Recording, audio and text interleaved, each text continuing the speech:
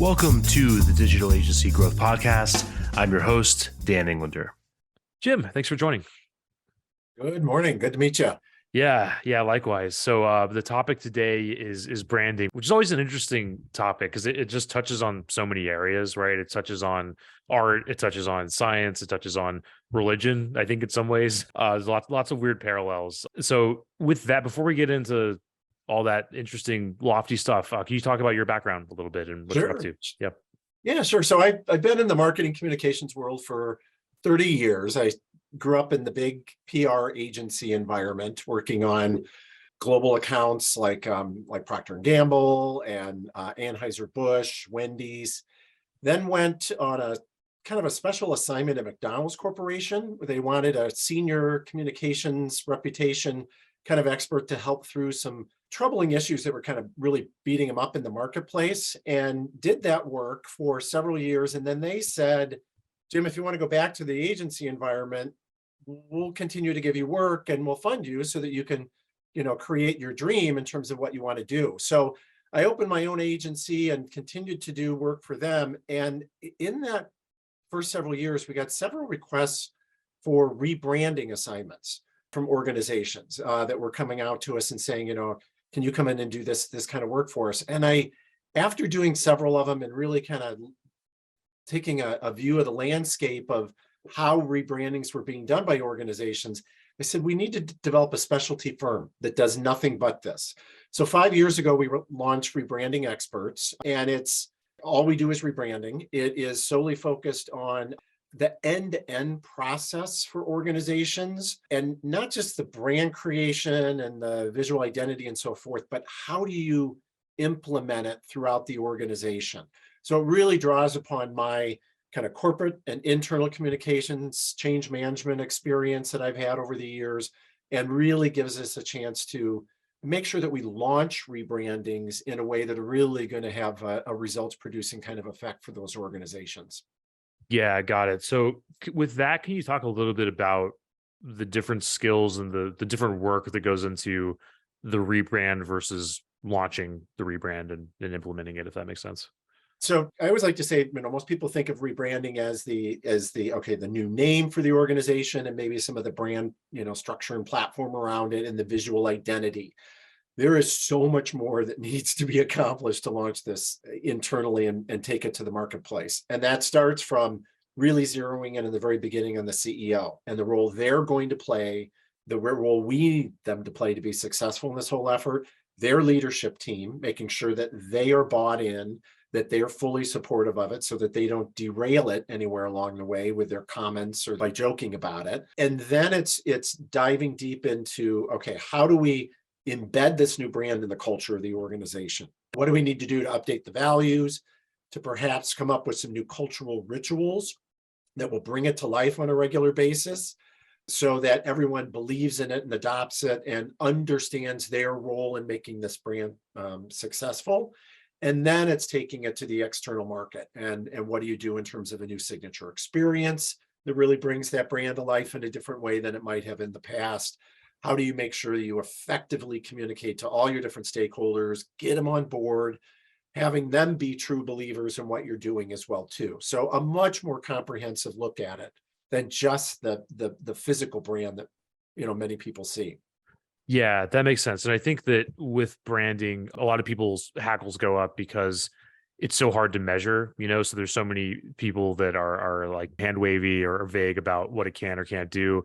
At the same time, anybody that's been around the block for any amount of time knows how important it is, and you can't just discount it.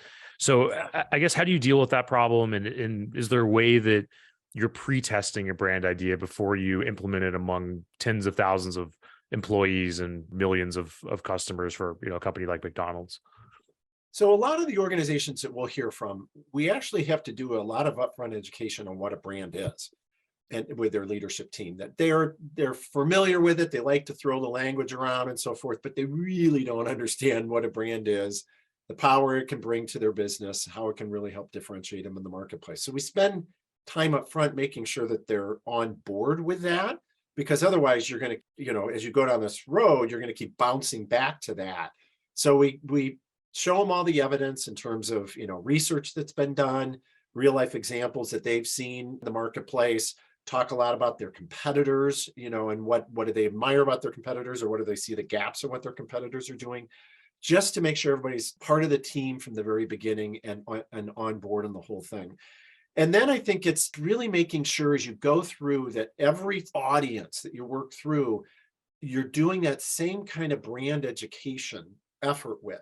So when we go to employees, we do a brand 101, and we talk about brands that they buy and why they buy them and what motivates them to buy them. So we try to make that personal connection for them so that they say, okay, now I'm getting why my company, my employer, is putting so much time and effort into rebranding the organization and how it will work better for us in the marketplace. So that's what a lot of folks don't do. They just dive right into the branding of it. They tell everybody, here's what it is, and we're going to go forward. They haven't laid the groundwork for it to be successful in the way that we try to do.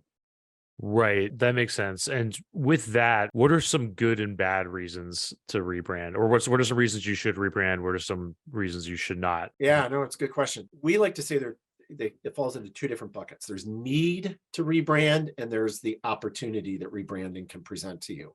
So the need is going to be things like, your brand just sucks right now. It's not working for you. It's not delivering the results.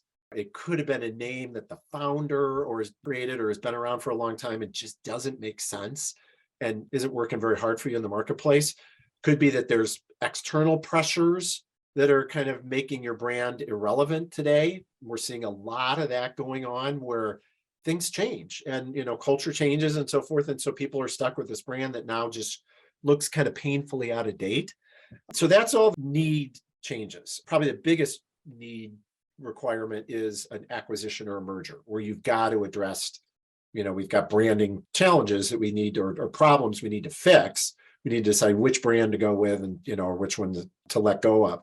So that's the need side. The opportunity side is really those organizations that are putting together a dynamic new kind of strategic growth plan, or they're expanding into a new market, going after a new customer set or something like that, and want to opportunize their brand by coming up with something that will really help pave the way for them to achieve that kind of growth trajectory that they're talking about. And sometimes it's a combination of the two, but usually it falls under that kind of, we got a need to do it or really want to opportunize what we're doing.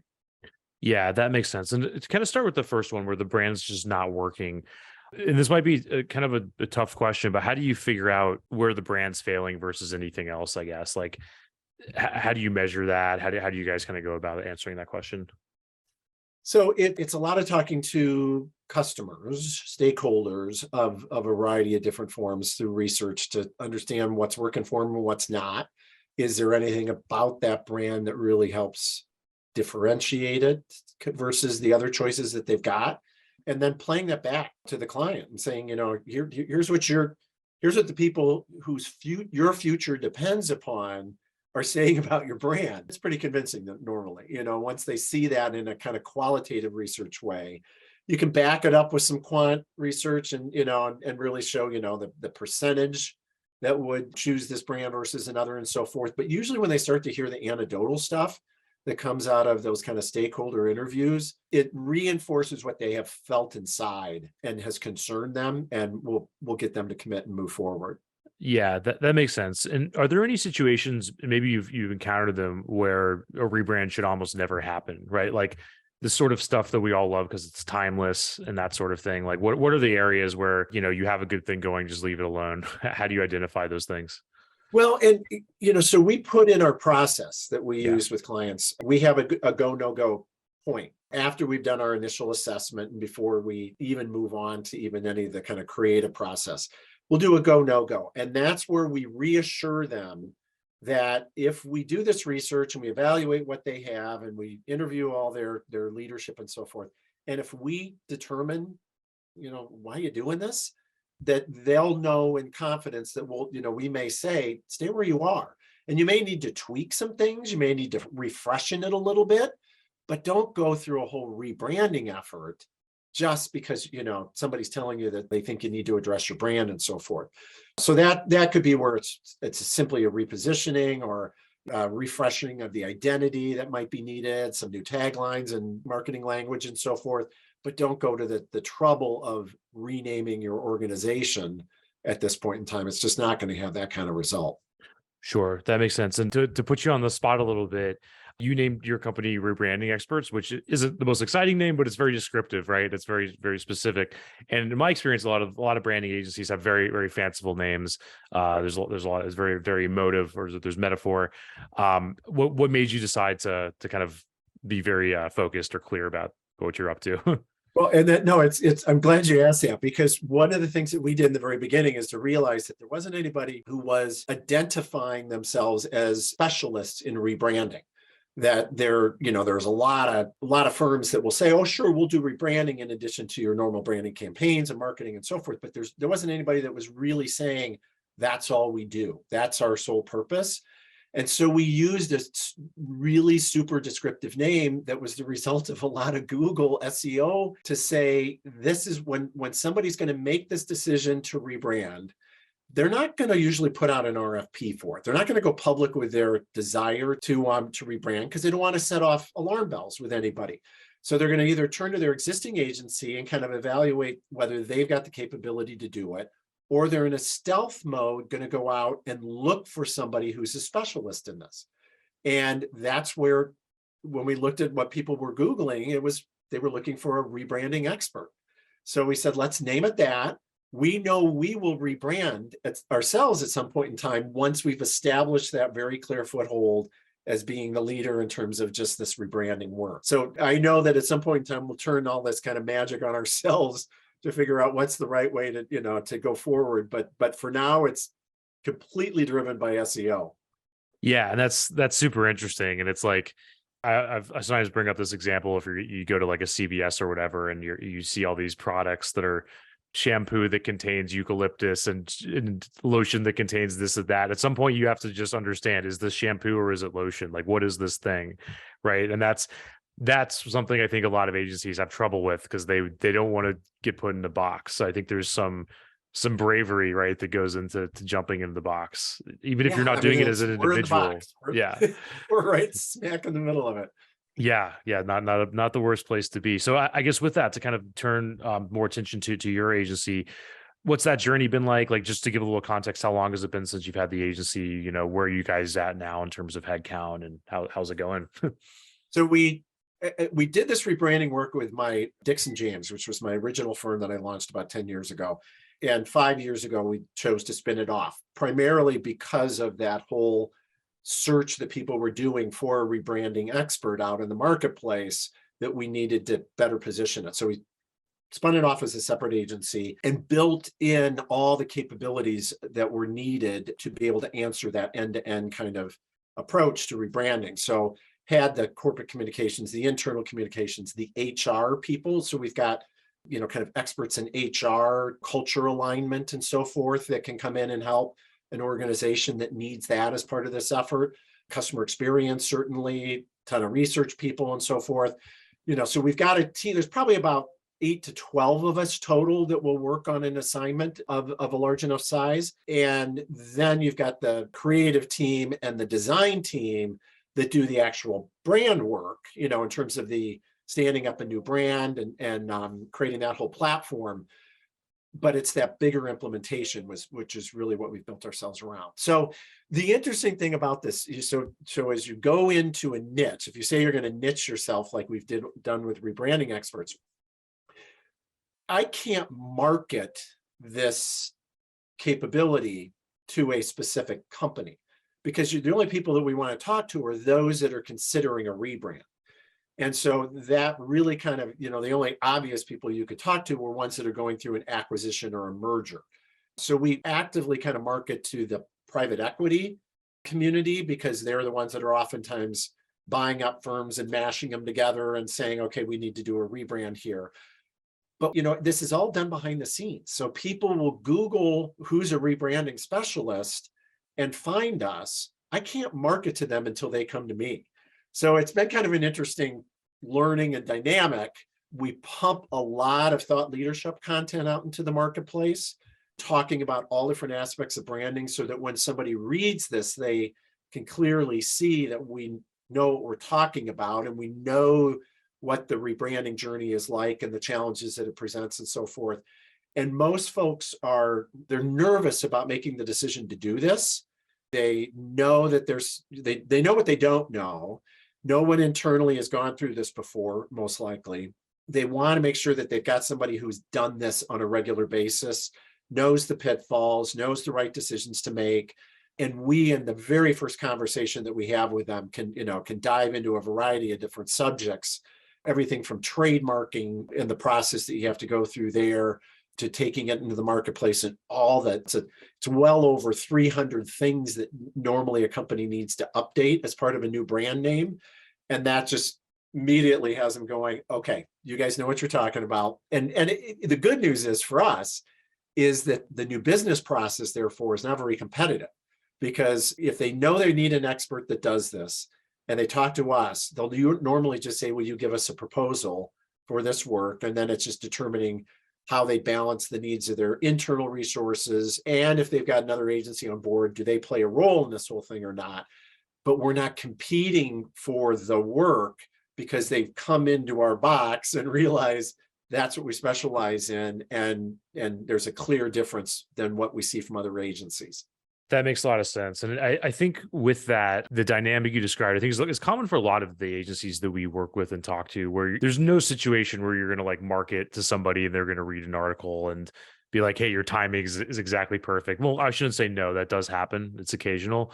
But, for us doing like outreach, what we tell clients is like, it's very, very uncommon that we're going to like email somebody and then they're like, here's $200,000 for an engagement, right? Yeah. Because guess what they're doing?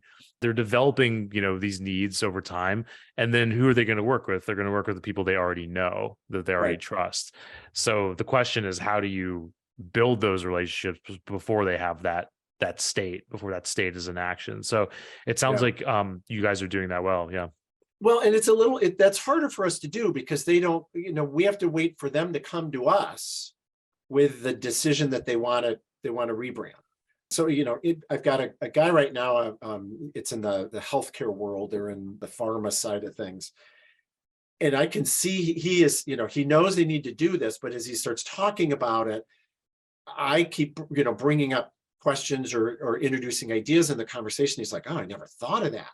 Really, that's something you have to think about in this rebranding? And I was like, yeah. And he said, so we're going to go out and file our trademark application. And I said, well, do you know it could take 12 to 14 months for you to get that back? Oh, you're kidding. I didn't realize that. It's like, yeah, that's what we normally, the majority of clients that we work with, there has to be such a high probability that the USPTO, the Patent Trademark Office, is going to approve their filing. And that the attorneys have to say you're in clear ground to use this name. There doesn't appear like there'd be any threat, because they have to make the decision to actually announce the rebrand before they ever get approval from the government to use that trademark. So those are the kind of dynamics that somebody comes to us and we're like, yeah, here's how you deal with that. And they immediately will say, okay, you guys know what you're talking about in a way that we haven't heard from anybody else. But we have to earn that really quickly in the initial discussions, because we can't rely on an existing relationship to get us there, because we're meeting them for the very first time when they come to us with the idea we want to rebrand. Yeah, that's interesting. And I think that there's a lot of power to that, to being able to explain to people, here are all the things you're not considering. But I've also found that if it goes too far, then people just fall into the FUD hole, and then they don't do anything. Right? Yeah, it can scare them. Yeah. How do you balance that? How do you find the right level?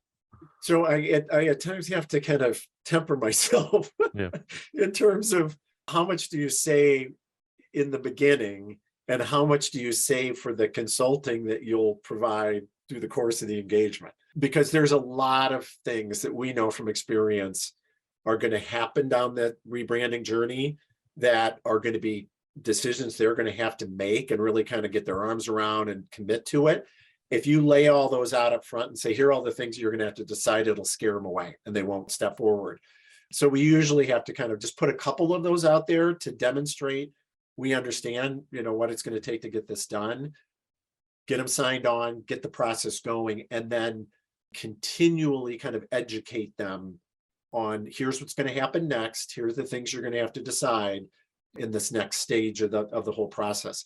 We actually will even get some assignments. We do white label work for some agencies where they're getting a rebranding assignment and they say, we can stand up the brand, the creative process, the visual identity piece, but all the rest of this to make it successful, we don't understand. And so they'll hire us to be able to be part of the team to deliver that to their client. And we'll white label it. Usually we won't tell them, that we're a separate firm. We're just part of their team. We're a partner to them. And then sometimes we'll even get hired as they have an existing agency who they like and they've got a good relationship with and are confident in, but they need like a Sherpa to lead them up this rebranding mountain, somebody that's done this and knows it from a very broad standpoint. And we'll just be a consultant in the whole process. Sometimes we'll do it as kind of like as a whisperer, like, just talking to them behind the scenes and saying, here's the process, here's what you need to do next, make sure your agency's doing this. Or we're sometimes part of the team as a little bit of a project manager kind of a role, who just makes sure that the flow and the work is getting done and the right decisions are being made in the right timing. So it's made it interesting at times because we're having to partner with agencies, other agencies, but it's all with the intent that it's got to be in the best interest of the client. Yeah, that makes sense. And I think one topic that's really, really big right now in the agency space is sort of along the lines of like thought leadership and the strategic ideas, basically like telling or educating versus doing, right? And those lines can get really blurry, and building an agency where you're handling all the production becomes pretty hard to scale. There's lots of headaches that go into that. And it's also less valuable. Overall, it's more commoditized, and the values with the ideas, right? And the big lofty stuff. But at the same time, I found that busy people, busy companies often want somebody just to get it done, right? Being able to say, hey, I'm going to give you the blueprint, I'm going to give you the roadmap, can be a harder sell than saying like, I'm actually going to do all this stuff for you, especially for large companies where money's not really an object. So I'm trying to bring this to a coherent question, but how do you feel about that? How does that like affect the long-term vision for your agency and so on? Couple thoughts in there. We do a lot of thought leadership. I contribute to Forbes.com. We are doing a lot of different work to kind of get out there a understanding that this rebranding effort is much more complex than what you may have imagined it was, that there's a lot of things that you need to consider in the process, and with the intent that you would seek out an experienced guide through this like us, if you're going to go down this road. The other thing that we do then is we put together a pretty detailed methodology of all the steps that need to happen. It's all built into a project management system. And it can be a little overwhelming to a client when they see this because they're like, do I really need all those things? And we'll say, this is the comprehensive rebranding. This is the way you really need to approach it. Now, there may be things along the way here that you handle internally, or that we just guide you, or that somebody is another partner in this whole process, but it needs to get done if you're going to launch this new brand successfully. So we've got a lot of those models, and here are the pieces that take up this next step. And here's what, the decisions that need to be made. We even do a budgeting workshop in the very beginning of it, because the one thing that we quickly realized is that most companies completely underestimate the amount of work that needs to be done and the cost of this. And we don't want them getting toward the end of it and you're getting ready to launch and they're out of funds and can't support the new brand when it goes live. So we do a budget workshop up front where we make sure that we've identified everything that's going to need to be updated, that they know exactly what their costs are going to be associated with that. If they've got uniforms for employees or vehicles that are on the road or signage, all that kind of stuff. It's all calculated up front. And then we even talk about how big of a deal do you want to make about this with your employees and with your customers. So do you want to have a big event, that you're bringing your employees together to help celebrate this and launch it and so forth? We just had a client that flew all their employees from across the country into their headquarters to launch a rebrand. Well, that was a cost that they never thought of in the beginning, and really drove it to be a lot more expensive than what they had originally intended. But it was really, really a smart move in terms of getting their employees on board. So we address all those questions up front so that you can at least start to throw some buckets of funds, that you're going to want or need. And that from the time that you start the rebranding process, everybody knows what the financial commitment's going to be. And that, then you don't get any naysayers coming back saying, oh, this is running a lot more than we had intended, or costs are off the rails now. It's all decided up front just to make it safe. Yeah, that makes a lot of sense. And I think one thing you touched on is the project management software and that sort of thing. And I've always sort of thought that there's something really valuable about having something the clients can interact with and sort of wrap their arms around, And in our business, we're in the targeted prospecting, sales world, and there'll be week sometimes where maybe a meeting doesn't happen or we're below the target, but having something that people can go into and sort of see the momentum that's being built is something that's important. And that's why we're working on software now and other things like that. But that said, kind of in the branding space, how do you feel about that? Like, how is implementing project management software and having clients interact with it worked for you? How are clients actually using it? I think that's one of the hardest things, is getting people to use it. How is that panning out? Well, it's interesting because we'll have it as an extra cost item, as an add-on if they think it would be helpful for their organization. If they tend to operate that way already, and so that this would be very easily accepted. We got spreadsheets that we can use to keep, going through the whole process for those that don't want to spend the money doing it. Otherwise, we'll use the project management software to do it for them.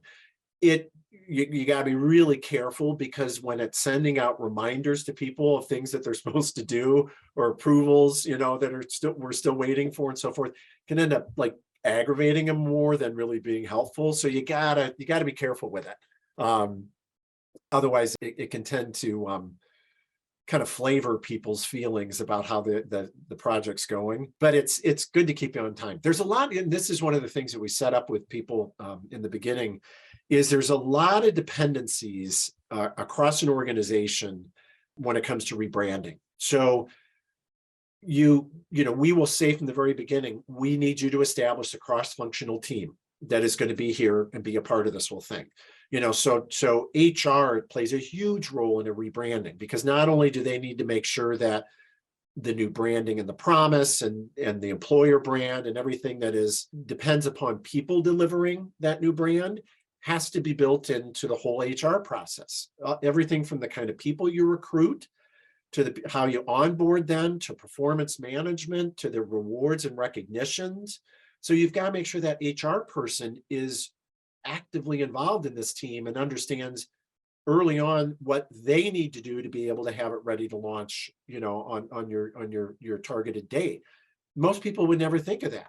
Your finance people have contracts, they have bank relationships where, they want to get paid by clients. Well, if you change the name of your organization and the client is sending an old check, addressed to the old company, and your bank isn't accepting it because it doesn't have the name that's on your account now, how do you make sure that all those things are addressed? So it really is a cross-functional effort to make sure that it's done correctly. And that's where the project management kind of software helps, is it makes sure that those people are doing what they need to do to get ready for it too. Yeah, that makes sense. And I think that probably, my guess is a lot of marketers and others and leaders are going into these projects thinking, oh, well, it's going to be a new logo, it's going to be a new website, and maybe 2 or 3 other things, and we'll be good. And there's a lot going on. Yeah, that's not much of a rebrand. Right, exactly. That makes sense. So, kind of getting towards the end of our time, one question I have is, it's not like these companies are rebranding every year. It's whatever it is, once every X years. How do you kind of deal with that as an agency? Do you just kind of live with that being the reality, or are there opportunities that you're considering for follow-on work and so on? So I will always say to folks, if we do this rebranding right, you shouldn't have to rebrand, hopefully ever again, or for a very long time. Because if we build a truly forward-facing kind of brand, that gives you that elasticity to grow and, supports your strategic growth plan and so forth, it should work for you for many, many years to come. Now, you may refresh the look or the feel or the marketing, or you may do some other kind of branding tweaks to it, but you shouldn't have to come back and rebrand again for a very, very, very long time. And that reassures people. And that kind of also gets them to realize that I need to be really aspirational in the kind of brand that I create, because I want it to last me a long time. I want it to be really forward looking and so forth. So that's how we address that kind of question. I've got my original agency, Dixon James, which does the marketing communications work. And what we will say from the very beginning is, once you're launched and we've done the rebranding work and that's complete and so forth, we'd love to continue the relationship with the team that does that ongoing kind of work. And so we'll bring you back over here and make sure that we're doing everything to activate this new brand and carry you forward. But I don't want to lose them as a client, but I'm really sensitive to the fact that it's when you have this rebranding team, their work should be done at a certain point in time. Right. And then it's business as usual in terms of just, activating that brand in the marketplace. Yeah, that makes sense. And there could be some power to kind of like splitting it between two entities so people can really understand when one thing ends and the other begins, right? So yeah, I think that's important. So Jim, this is great. How can people follow what you're up to and get in touch and all that good stuff? So rebrandingexperts.com. It's super easy. If you type that in, we'll be the first one there. And same in terms of all the social handles. We do a lot of thought leadership. So, watch the blog, stories regularly coming out on Forbes.com as well too. So, and one of the things we do is we kind of evaluate a lot of rebranding that's happening out there. We never judge another agency's work or performance. Careful not to do that. Tend to look at the reasons why an organization may be rebranding, because that kind of feeds into that thought leadership of helping people understand, is this a journey I want to go down or not? Yeah, makes a lot of sense. And we'll get that linked up. Jim, thanks so much, man. Nice to meet you, Dan. Yeah, likewise.